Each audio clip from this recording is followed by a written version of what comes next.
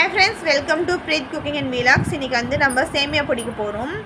சேமியா பொடிச்சு அதை எப்படி செய்யுதுன்னு பார்க்கலாம். ஃபர்ஸ்ட் புழுங்கல் அரிசியை வந்து நல்லா ஊற வச்சு 2 மணி நேரம் ஊற வச்சு கொஞ்சம் காய வச்சுக்கோங்க. பாதி காஞ்சிருந்தா போதும். காய வச்சு மிஷினில் மாவு அரைக்கிற மிஷினில் கொடுத்து அரைச்சி பிடிக்க சொல்லணும். சேமியா பிடிங்கன்னு சொன்னால் சேமியா பிடிச்சி தருவாங்க. அது கொஞ்சமாக ஜலிச்சிங்கன்னா மாவுலாம் வந்துடும். சேமியா மட்டும் மேலே இருக்கும். அதை மட்டும் எடுத்து வச்சு இட்லி குண்டால தண்ணி ஊற்றி இது மாதிரி ஒரு துணி போட்டு மொத்தமாக போட்டு ஆவி கட்டிக்கோங்க. ஆவி கட்டி வேக வச்சுருங்க. ஒரு 1/4 மணி நேரம் வெந்தால் போதும். 1/4 மணி நேரம் வெந்தால் போதும். நல்லா 1/4 மணி நேரம் வேக வச்சு எடுத்துக்கோங்க. இதை வந்து வேக வச்சு ஒரு வாரத்துக்கு ஃப்ரிட்ஜில் வச்சுக்கின்னு நம்ம சாப்பிட்டுக்கலாம். இந்த பாருங்கள் நல்லா வெந்துடுச்சு. இது மாதிரி எடுத்து ஒரு பாத்திரத்தில் போட்டு வச்சுக்கோங்க. அப்புறம் வந்து நம்ம செய்யறதுக்கு கொஞ்சமாக எடுத்துக்கிறோம். அதுக்கு வந்து கொஞ்சமாக தண்ணியில் வந்து உப்பு போட்டு கரைச்சிட்டு அதை வந்து அதில் அந்த சேமியாவில் போட்டு கொஞ்சம் கொஞ்சமாக லேசாக தெளித்து கலரி விட்டுக்கோங்க. அதை வந்து கையில் பிடிச்சிங்கன்னா பிடிக்கிற மாதிரி வரணும். உதிர்த்து விட்டிங்கன்னா உதிர்ந்துடணும். அந்த மாதிரி பதத்தில் நல்லா கலரி விட்டுக்கோங்க. இது உடனே செய்யணுன்னா கொஞ்சமாக தண்ணி ஊற்றிக்கலாம்.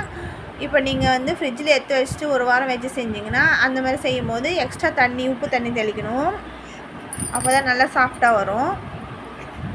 உப்பு தண்ணி தெளித்து மறுபடியும் இட்லி குண்டானில் ஒரு 5 நிமிஷம் உப்பு தண்ணி வச்சுருக்கோம்ல, அதுக்காக மறுபடியும் வேக வைக்கணும். 5 நிமிஷம் வச்சு எடுத்துக்கோங்க. இந்த மாதிரி மாவை நம்ம எடுத்து வச்சுக்கணும். ஒரு வாரம் வச்சுக்கின்னு ஃப்ரிட்ஜில் தான் வைக்கணும். வெளில வச்சுக்கினா நல்லா இருக்காது. எடுத்து வச்சுக்கு செய்ய வேண்டியது தான். அதுக்கப்புறம் நம்ம வேக வச்சது வந்து வெந்துடுச்சு. அதை திறந்துட்டிங்கன்னா நல்லா வெந்துட்டுருக்கும். அதை ஒரு கிண்ணத்தில் போட்டு நம்ம காரம் இனிப்பு ரெண்டும் செய்ய போகிறோம். காரத்துக்கு கொஞ்சம் கிண்ணத்தில் போட்டுக்கோங்க. இனிப்பு கொஞ்சம் எடுத்து வச்சுக்கலாம். இந்த மாதிரி ஒரு கிண்ணத்தில் போட்டு சர்க்கரை, உங்களுக்கு இனிப்புக்கு தேவையான சர்க்கரை இல்லை நாட்டு வெல்லம் எதனா போட்டுக்கோங்க. நாட்டு சர்க்கரை எதனா, ஏலக்காய் ஒரு 1/2 ஸ்பூன், நெய் 1 ஸ்பூன் ஊற்றி தேங்காய் பூ கொஞ்சம் போட்டு கலரி எடுத்திங்கன்னா இனிப்பு சேமியா ரெடி. இனிப்பு சேமியா செம்ம டேஸ்ட்டாக இருக்கும். நீங்களும் ட்ரை பண்ணி பாருங்கள். அதுக்கப்புறம் கார சேமியா செய்ய போகிறோம். அதுக்கு வந்து 1 ஸ்பூன் எண்ணெய் ஊற்றி கடுகு போட்டு தாளிச்சிட்டு சீரகம் ஒரு 1/2 ஸ்பூன் போட்டு வெங்காயம் ஒரு வெங்காயம் பொடியை நறுக்கந்து, கறிவேப்பிலை ஒரு கொத்து, பச்சை மிளகாய் 1 வெட்டி போட்டுக்கோங்க பொடியாக போட்டு நல்லா வதக்கிட்டு உப்பு தேவையான போட்டு 2 தக்காளி வந்து பொடியாக நறுக்கி போட்டுக்கோங்க.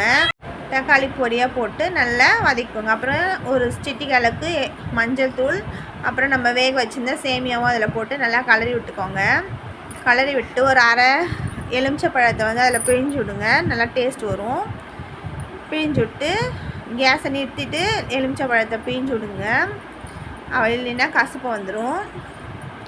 கலரி விட்டு தட்டில் எடுத்து வச்சு சாப்பிட்டோம்னா செம்ம டேஸ்ட்டான சேமியா, கார சேமியா, இனிப்பு சேமியா ரெடி ஃப்ரெண்ட்ஸ். நீங்களும் ட்ரை பண்ணி பார்த்துட்டு எப்படி கமெண்ட் பண்ணுங்கள். பிடிச்சதை லைக் பண்ணுங்கள். Bye friends.